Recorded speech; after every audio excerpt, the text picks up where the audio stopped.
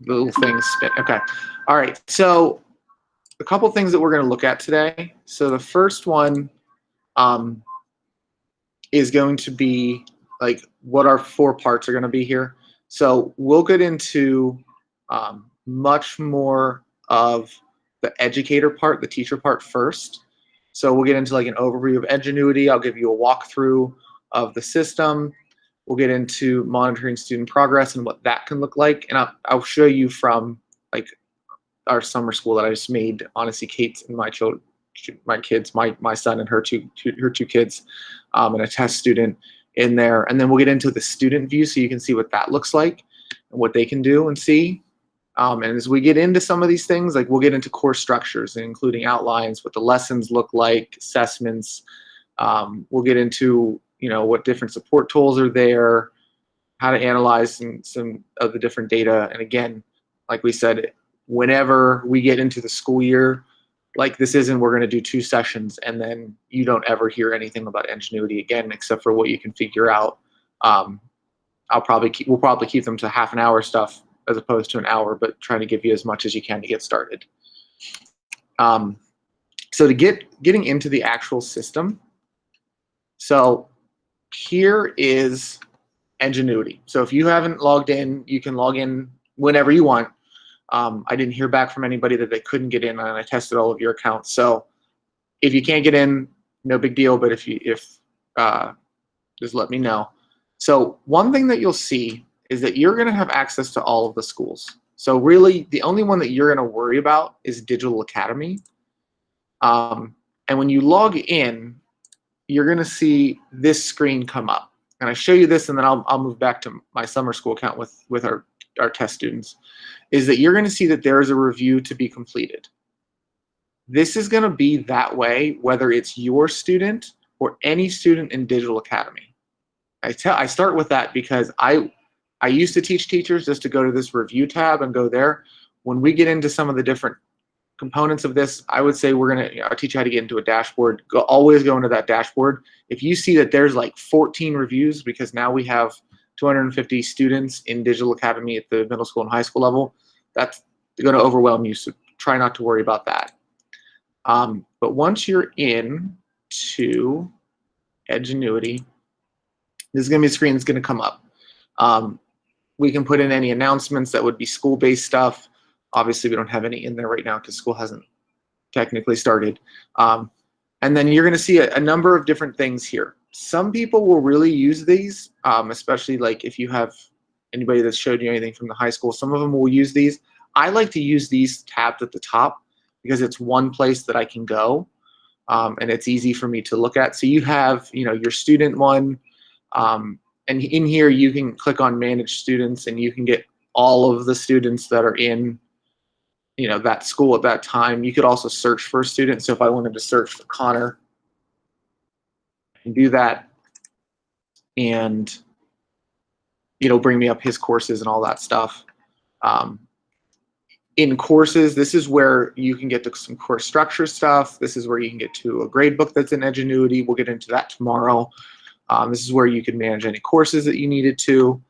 The reports tab, which we'll get into today and tomorrow, you know, this is where your dashboard, where you're going to be able to pull your class list that you make and be able to kind of dive down into what action is needed, who's getting on what and stuff like that. It'll show in here attendance logs, group progress, and then we're not going to use communication through Edgenuity. We used to a few years ago, but then it's another thing for you to check. So we're going to use our Gmail, so you don't need to worry about communication or administration. And then we'll get into the support part at the very last part of today, just so that you can see some things that you can access through Edgenuity. So with that being said, if we go into courses and then course structures, so this is a really good place to start if you're trying to look for your class, and so you're trying to get like ahead a little bit. Because we've had different variations of classes, anything that is an asterisk, SYC in front of it, that's going to be a this year course. So for the middle school, for anybody that's doing some of these things right now, it's going to be Social Studies 7 or 8, English 7 or 8 with that asterisk, and then life science and earth science. But as you go through, you can see some of these different things. So let's just go to math 7 because I liked teaching math. If you click on there, so what you'll find, like that first list is our list of courses that are available in that school. This is now like your table of contents for that specific course. And this is where you can dive into anything that is right now in that course structure. So, you know, theoretically, I could go and hit any of these different ones. So if I wanted to look at the instruction, I could click on that. So far, we've been trying to answer the I can watch this as the kids would. So if you are sitting there going, I don't even know what kind of things that they're going to be watching, getting, you know, how are they teaching unit rates and proportionate reasoning? You can actually go and click on those and see it as a student would. Same as the summary. You know, these are the activities that they would have.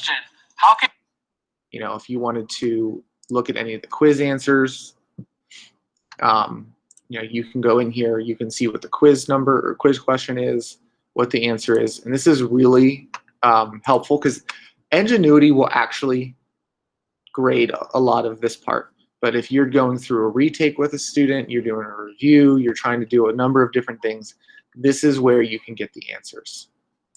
So most lessons in the classes will give a pretty similar path. There's almost always going to be a warm-up or an activator. There's going to be some instruction, and that can be somewhere between like 9 and 20-ish minutes. And a student can watch that as many times as they want. They can pause it, they can rewatch a section, but they can't move past it until they've watched the entire video. So let's say Connor's going through here and he's just trying to fast forward to get done with it. That's impossible to do. You can't fast forward it until he's watched it the full way through the first time. And then there'll be an activity that will follow. So it could be a summary, it could be an assignment, a retake. Depending on the class, it could be a lab. If you're, you know, some of your social studies and English parts, there will be some writing components there with it. Could be a number of different things.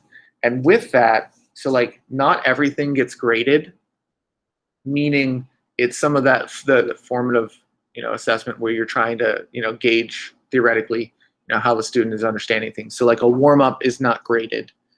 Some of the different things that are within instruction lessons, so like there will be like drag and drop activities or, you know, review activities to make sure that they're actually watching the video and paying attention with it.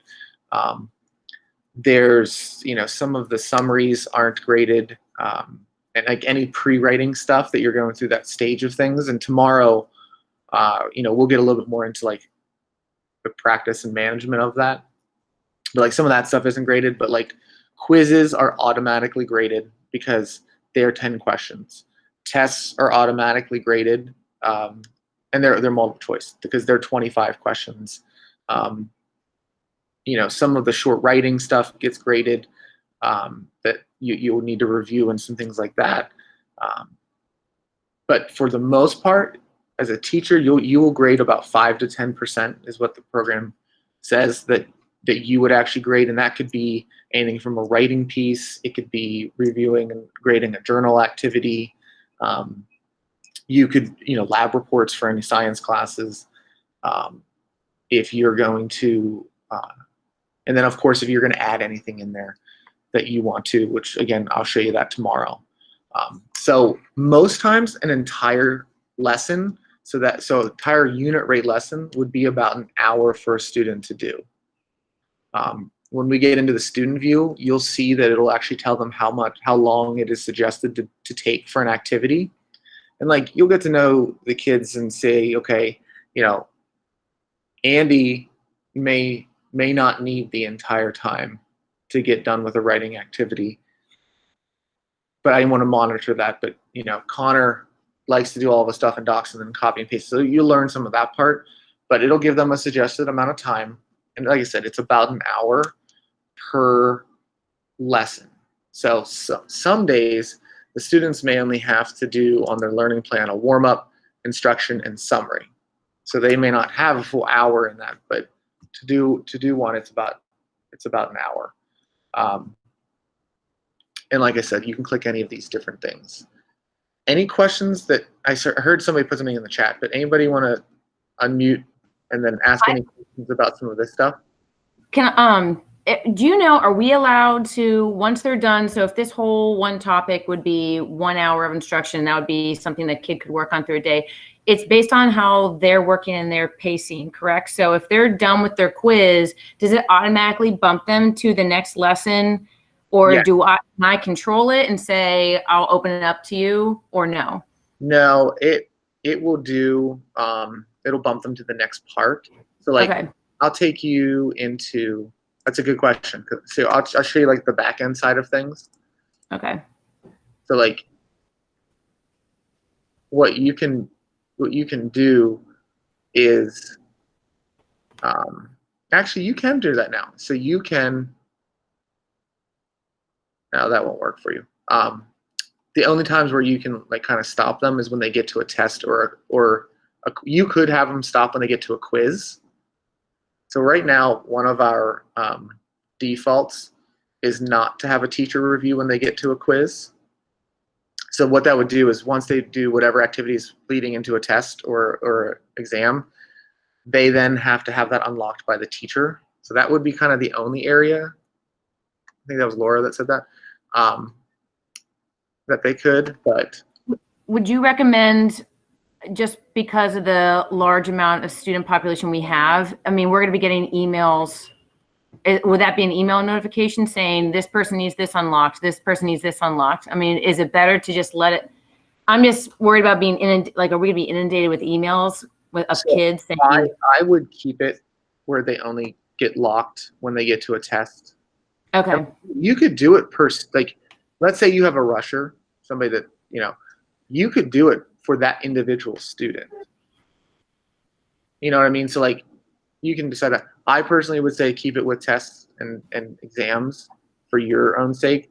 Okay. In a little bit, I'm going to show you the dashboard view, which will show you who needs unlocked when and all that stuff, but you have to go into the system to do it.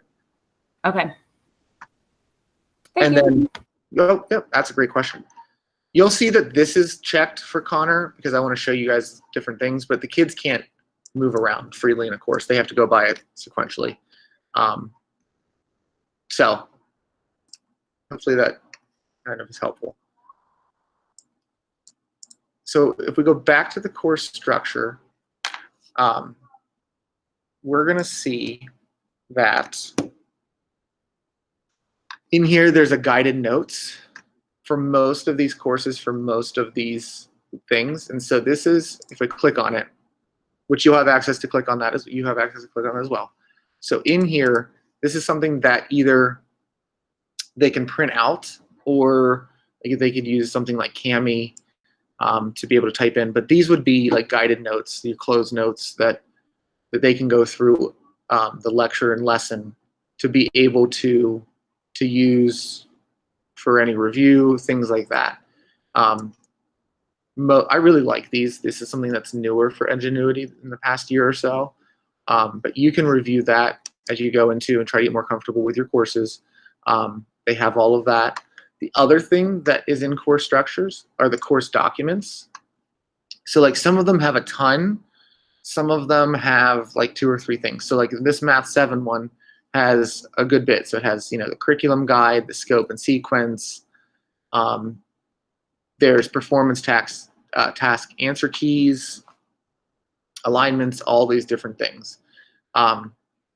So that's something that you can review as you want. Like I said, every course has course documents, just not everyone has like 6 or 7 of them. But that's definitely something that you can look at. There's a lot of rubrics that get put in there so that you don't have to recreate the wheel if you don't want to, especially for, I guess it'd be for Becky with labs and things like that.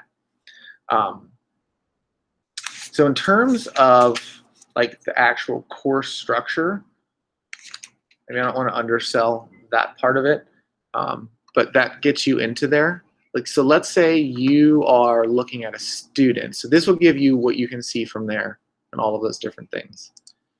But if I go into Connor's classes, so I'm here and I'm going to see what he's done in the last couple of days. So right now he's supposed to be doing this biome field trip. He hasn't done anything. But I can go into the lab lecture. I can see a number of different things. And I can select that current activity to go back to where he is.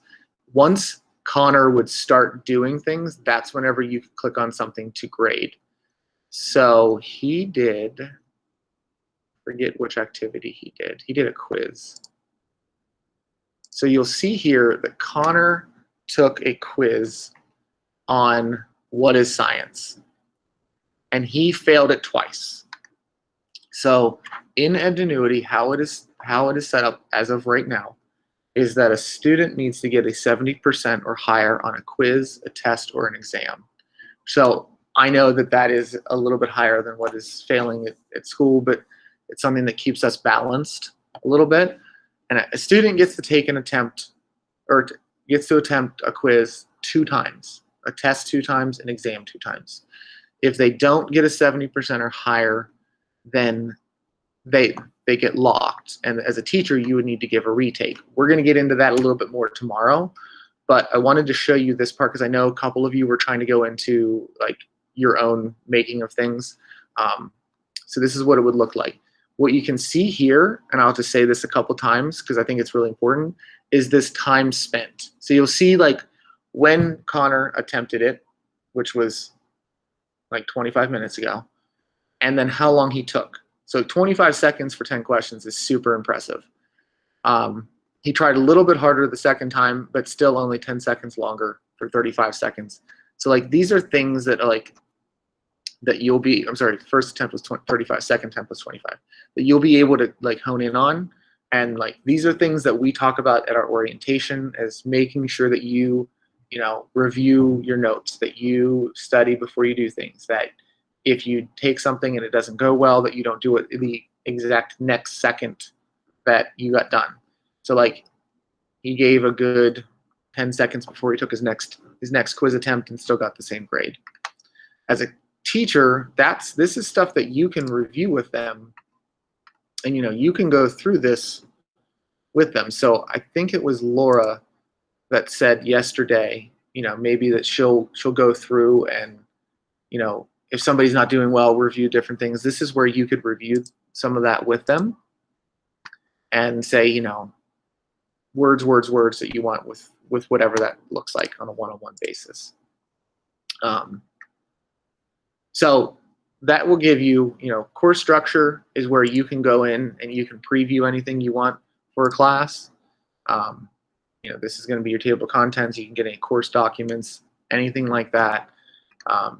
And then once you get into an individual student, that's whenever you start grading. And like I said, we'll get into grading a little bit more tomorrow.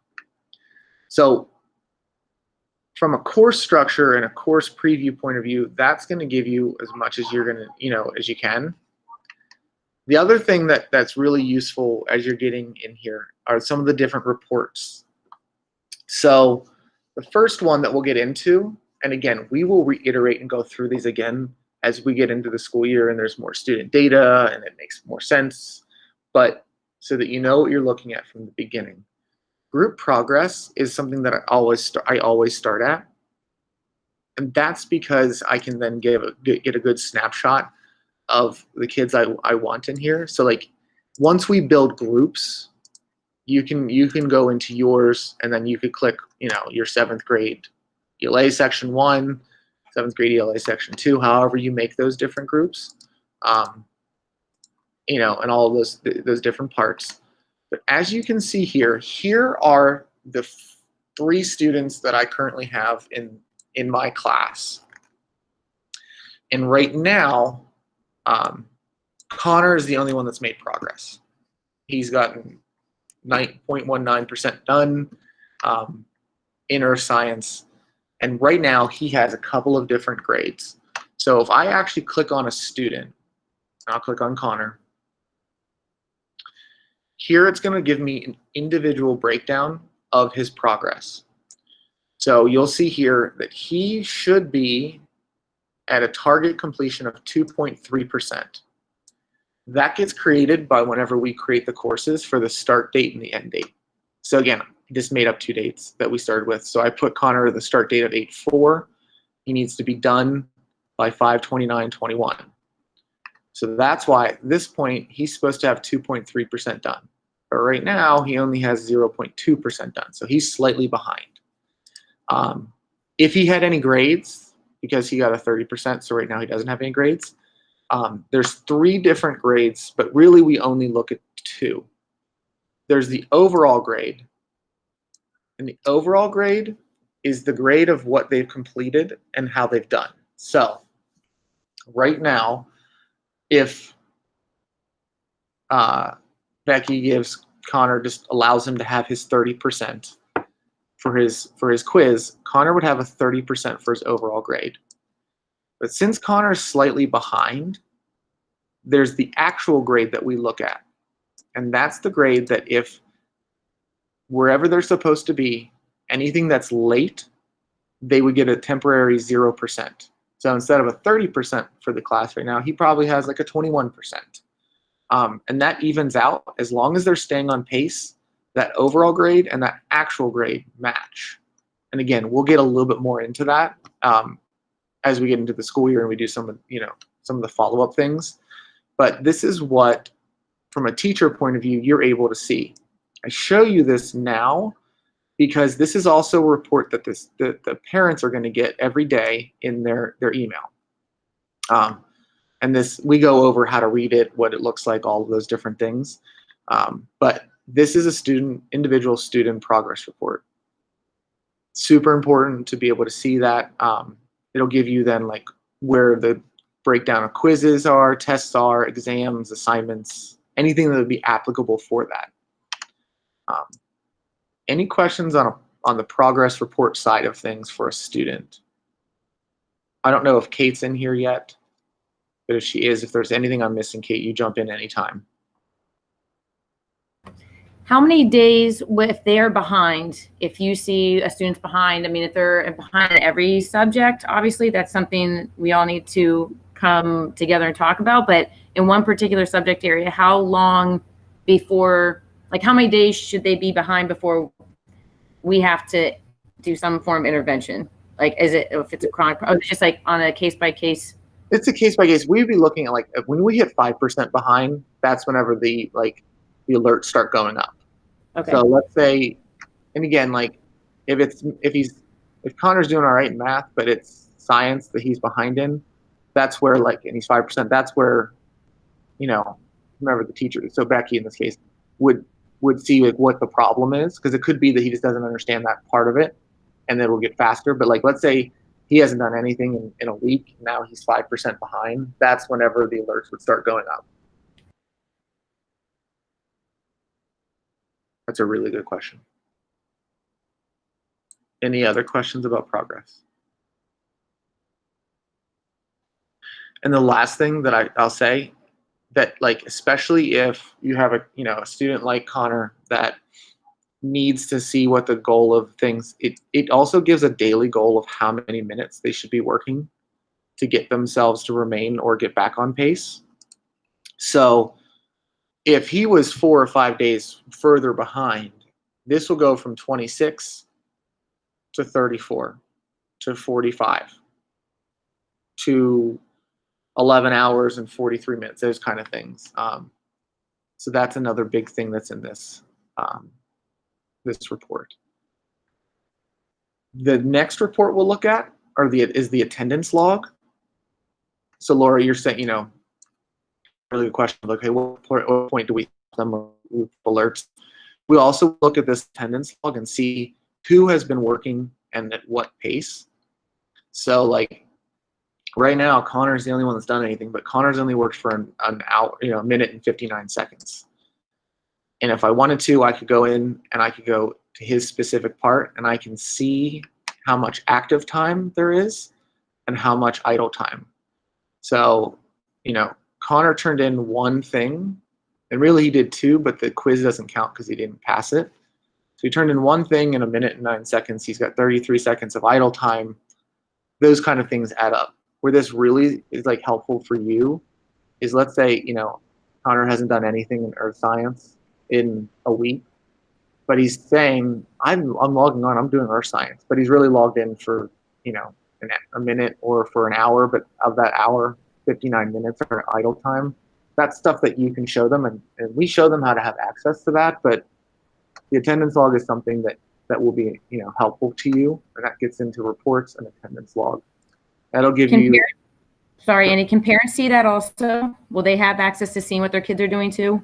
Yep, so they will get, now they have to sign up for it, but they will have the ability to sign up for a parent family portal account. And in there, it'll show them again another progress report, the attendance log. It'll show them like some simple feedback that their kids are getting, what their grades are, stuff like that.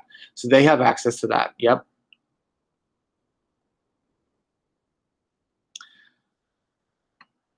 So you have your group progress report, you have your attendance log.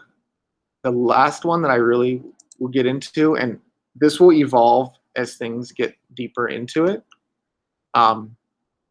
but you will see under reports, there's a dashboard.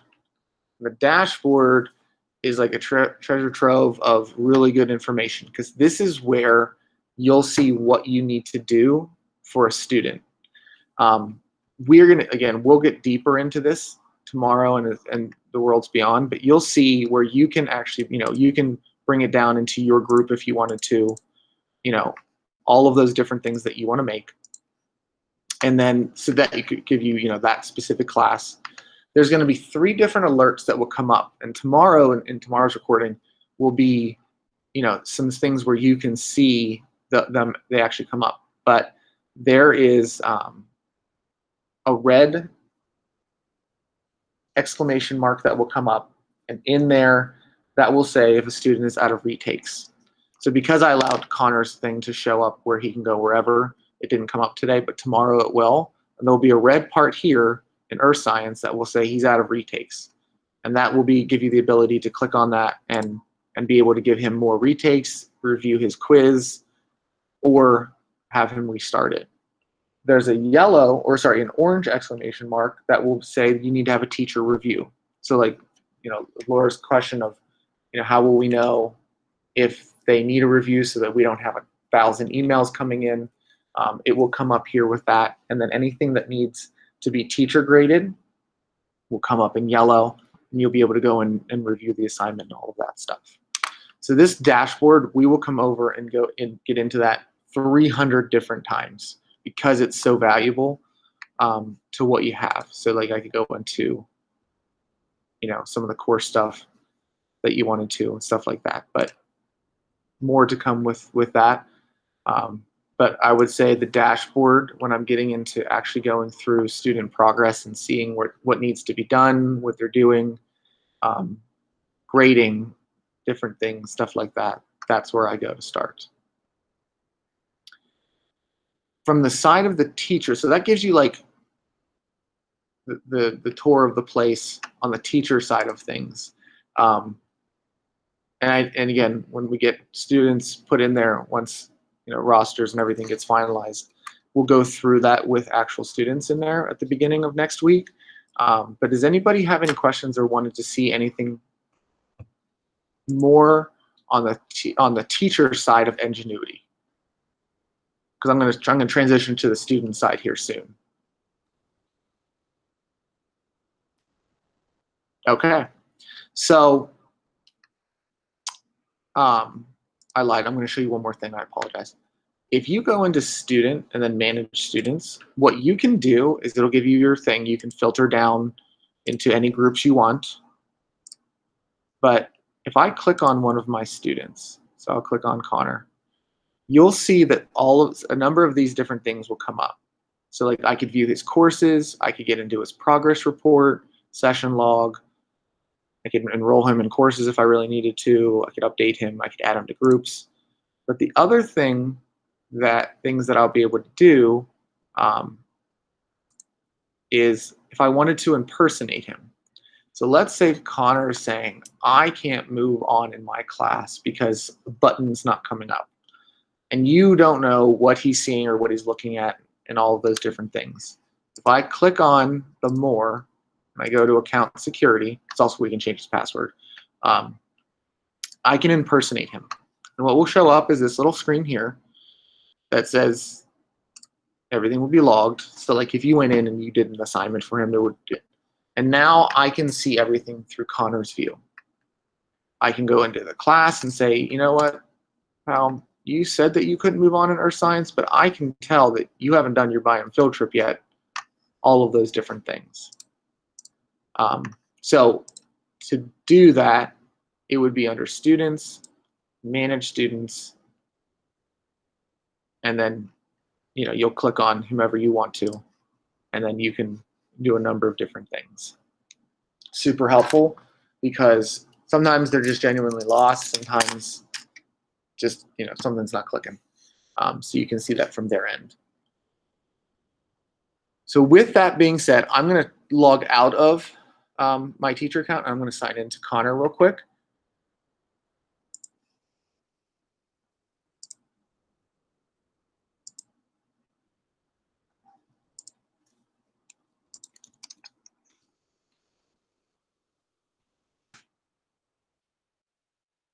All right, so this is now logging in as a student. So this is what they see. So for him, he only has 2 classes right now, but most of them would have 4.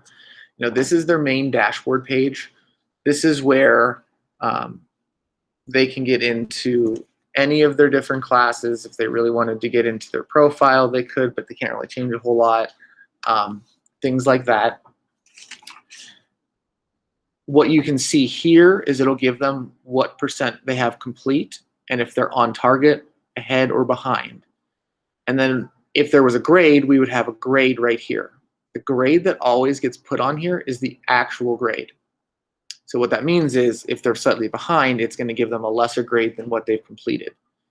Again, if Connor has a 30%, but he's slightly behind, he now has a 21%. And that's what they see on this part here. To get into a class, just click on this. So it kind of looks like classroom. And what you'll see here is a course map of everything for the entire school year.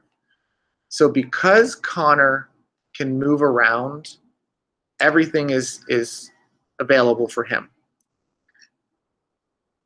When a normal student, this would all be grayed out and they can see everything that they're going to have in terms of due dates, how much time, things like that. And once they complete the previous activity, then they can move on to that one. So again, for the sake of being able to show you a lot of different things for today's purposes, Connor can move around anywhere.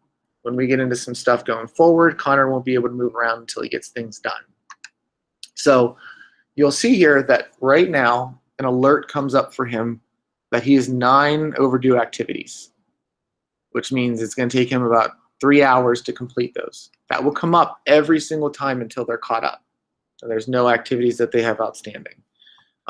Anytime that a teacher is giving any feedback, that would come up as well. And they can click out of that, but it's important to see that. So here, this is their course map. This is everything that they're going to have for the whole year.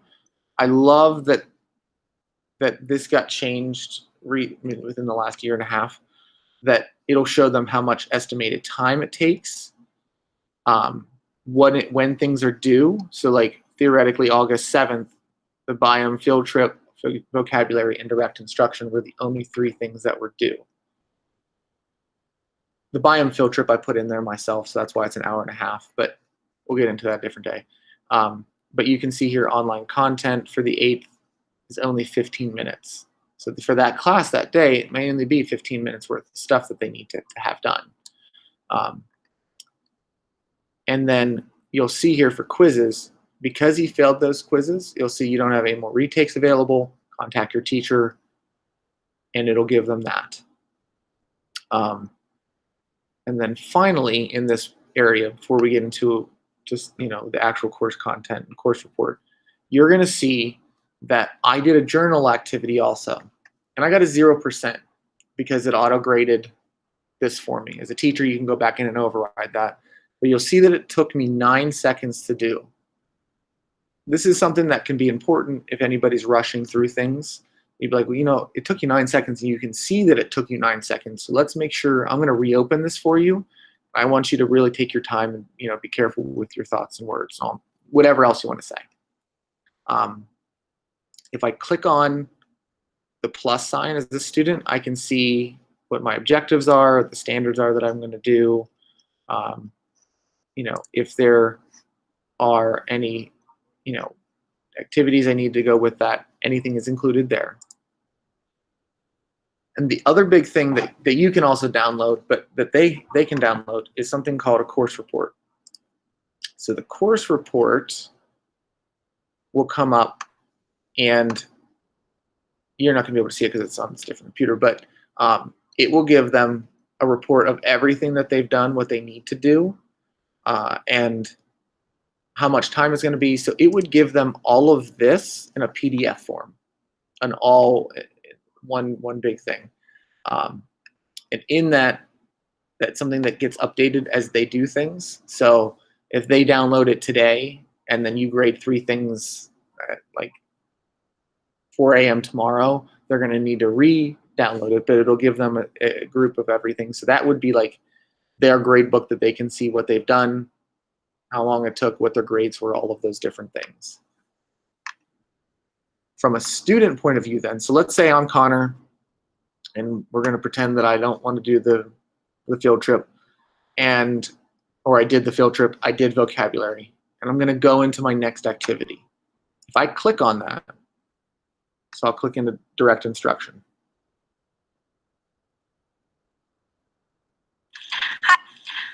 There's a lot of different tools that they have at their disposal. And so every student is going to be set up with text-to-speech to read aloud. And that's important. Like we used to do that as like for individual students, but we do that for everyone, because even those that necessarily need it, it's been really helpful for some of our other kiddos. So that will already be set up for them. But the first thing I'll show you, the kids will have the ability to take e-notes. So they could type in, this is my first note. And I can type in, this is my second note. I can keep going as a student. As it's set up right now, they can use these as they go into quizzes, tests, everything like that. We highly encourage a student to take notes in some way, and I know you all do the same thing. So I think that's a really good starting place, as you know, when you have your first class meeting or whatever that looks like, to reiterate some of those things. I would say out of all of the kids that I've worked with at the middle school level, maybe like 5% have taken advantage of the e-notes. It's really up to them. They could do it through docs, they could do it on paper and pencil, however they learn best, but this will follow them within their Edgenuity system, and they can actually print these out then or download them as a PDF once the unit is done, and it's all in one place. Something that's really important for them to know about. So e-notes, they have access to doing that all through lectures and stuff like that. They also then get a glossary of all of the, the key vocabulary, and then they get a transcript if, there's somebody that would rather read it than read along with it as they go. And anytime that we would be looking at a different language, this would then go into that home language that, that they selected. So if it's Spanish, if there's Portuguese, any of those different options that are available. And then if there's any tools that go along with this over here, so they can highlight text if they wanted to. If there was any text on here, they could. If they need a calculator in a math class, there would be a calculator available, and they can use their own. But if they wanted to use anything here, if there was any text-to-speech that they would need to use, there's going to be a headphone that comes up here. So, a lot of those different parts of that, a student has the ability to use and have. Andy, question with the e-notes. So you showed us earlier the guided notes that they could print or use Cami, and those looked really nice to me. Were those during direct instruction, or what do those match with? Those match direct instruction. So like this, the e-notes are a lot more of your like anecdotal note, like anything that they want to write down otherwise, but the e-notes, I'm sorry, the guided notes would go through the direct instruction. Okay, because I think, especially for the low kids, the guided notes might be better because I think some kids wouldn't even know what to write down as they're watching videos. Yeah, I was gonna say I think all of them, especially like because it's such a different way of learning. Like, anybody that goes through this, it's you think about when we went to college and we had to learn differently than we did in high school, stuff like that. So I think it's going to help them because you're right. Most of our at the beginning, a lot of our students will go through this not taking a single note and think that they're going to remember everything for the quiz. So Are they getting printers, and what does ink look like for them to actually be able to print out these notes? Because I can't imagine trying to toggle back and forth between the two screens. right, so they are not getting printers. No. Are we able to see their personal, like for some kids that choose the e-notes, if we log into their account, that's how we can see their e-notes? Yeah, we can log back into the teacher one. I think that you can, but off the top of my head, I apologize. I can't remember, but you can definitely log in and see theirs in the person meeting. But I want to say you can, but don't hold me to that yet. Okay. Really good. For the guided notes, did they automatically have them, or is that something we would get to them in addition? No, so they'll automatically have them. Okay. Of course, I picked the one part at the beginning. It will come up for like what is available with that, but they're all set up to have them now.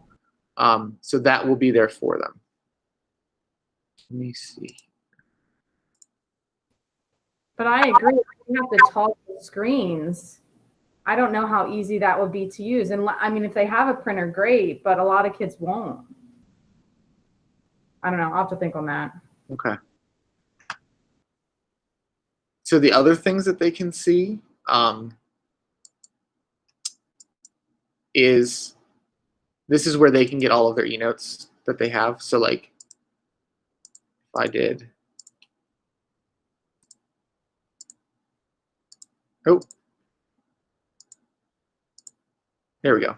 So like Laura, you were asking like how to see what they have and how they see what they have. So like these are my notes for what is science.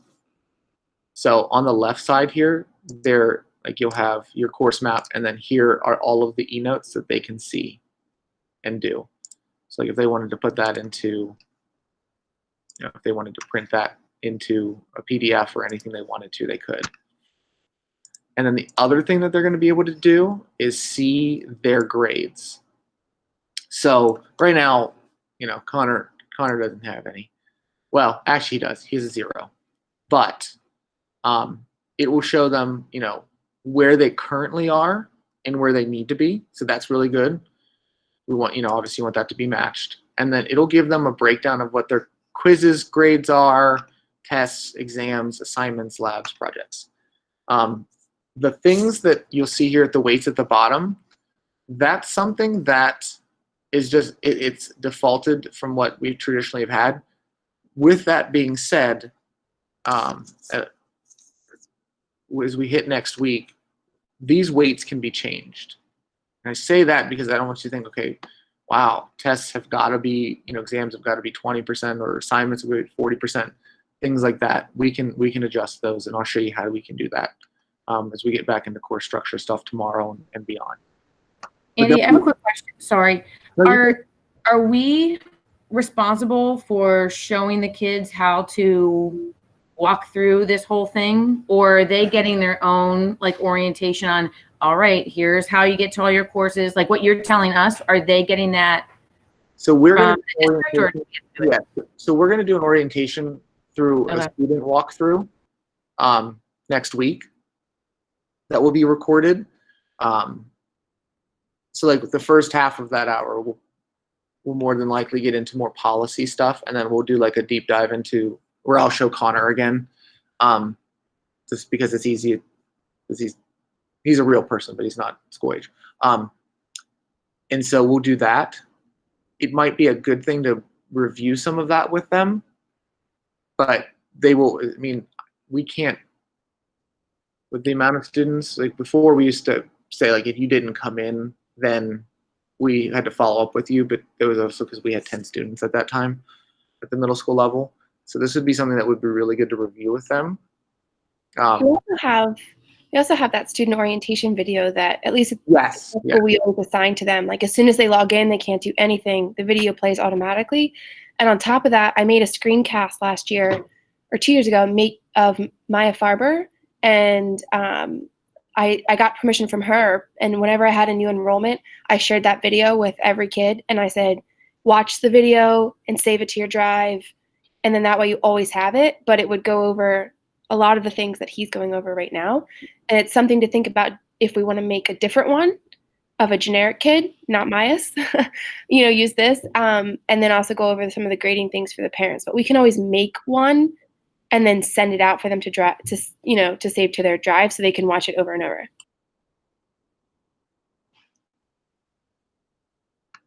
So all of that. I think that would be helpful for us to have too, because the more like if we have access to that video, if a kid does come to us with a question, then we can reference the video as well. Sure, I'll share with what I have now with you all, and then I can make a new one if you guys have any other suggestions to build upon it. So Kate, you wrote that down, right? Yes. From their end of things, so let's say they're in earth science. If they click on this top part, they can either go home or go into another class. I just show that because it's something that will be helpful to you. From the student side, the last thing I'll show is if I am Connor and I click on my profile, I can actually see my own attendance report. So I'll be honest, most times this is used if we want to bring home a point of how much time are we spending on the system and how much time are we spending on the system that is productive. So on the 4th of August, Connor was on here for an hour and 9 minutes, but for an hour and 6 minutes, he was idle in earth science. So that's something they have. That's under their name, profile, and then that attendance report. So we are about 9 minutes away. The last part that two parts I'm going to show you are the help centers for both the student and the teacher. Do we have any questions before I get out of here? About the student side of things. I have a question. So you have said that on any exams they can use eNotes, guided practice. Are they allowed to Google answers, or does that get locked? I mean, they could, yeah. I don't have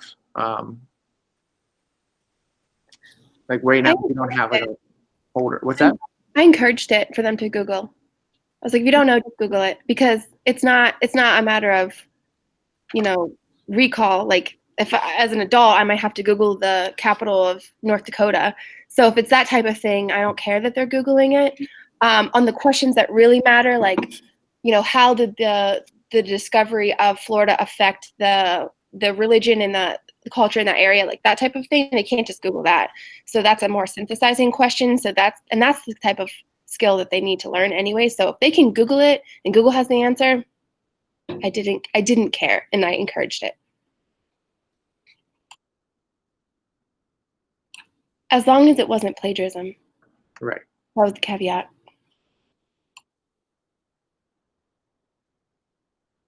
So every student has the ability to go into the help center. Again, this is something we'll show. But in here are some different videos that you can also access. So that student orientation video that Kate was referencing is right here.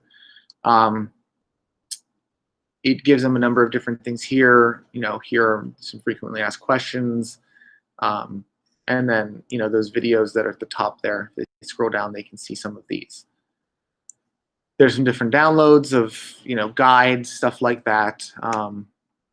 But anytime that they have want to watch something or they want to see something, things like that, they have that ability there.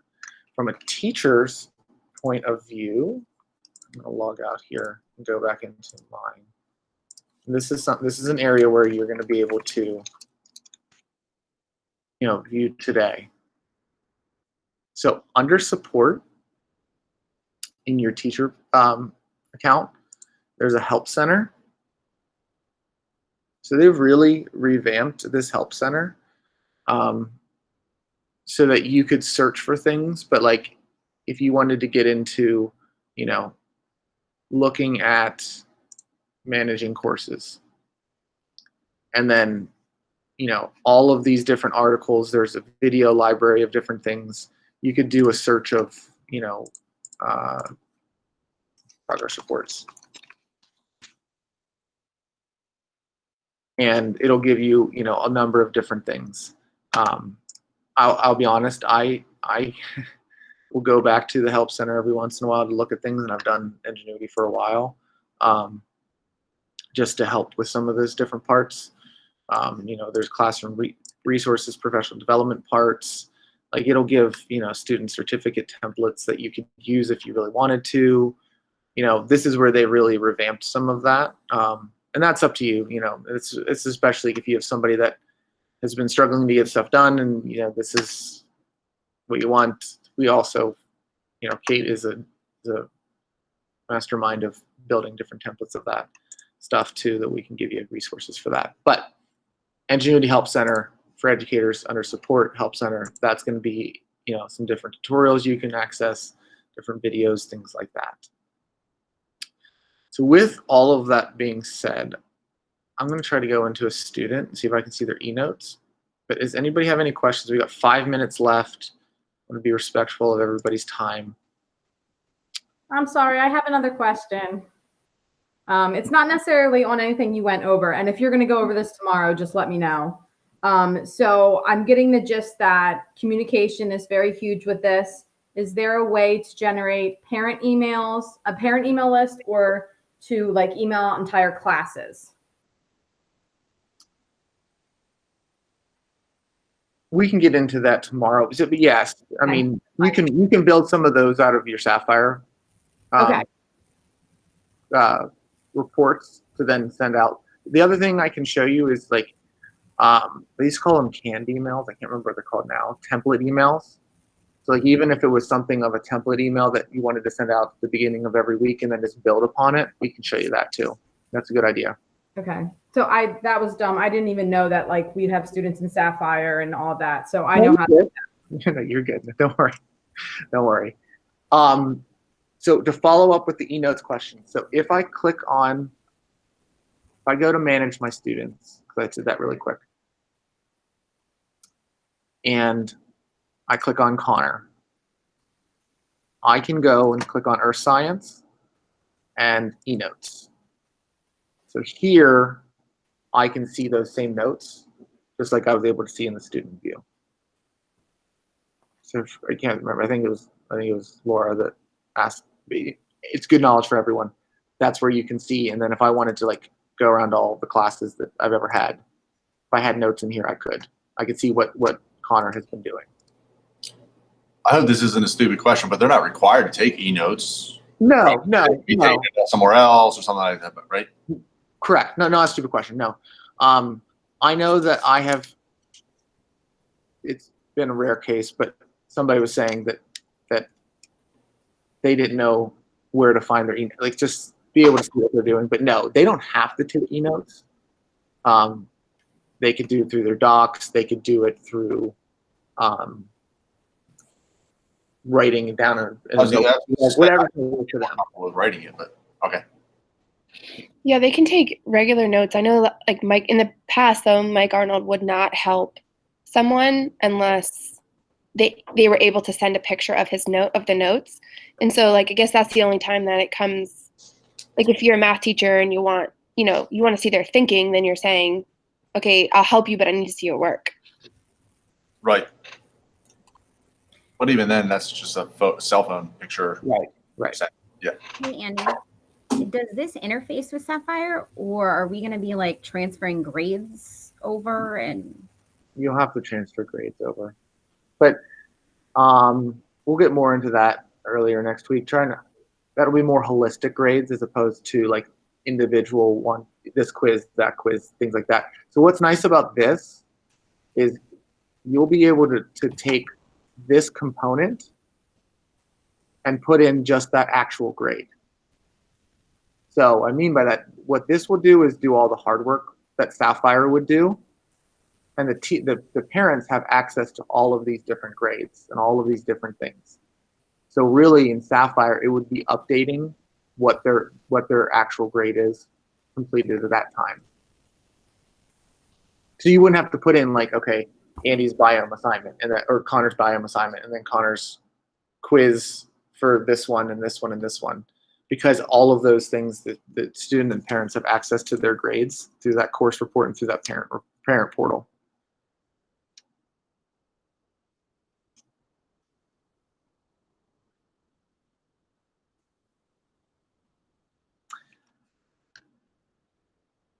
Okay.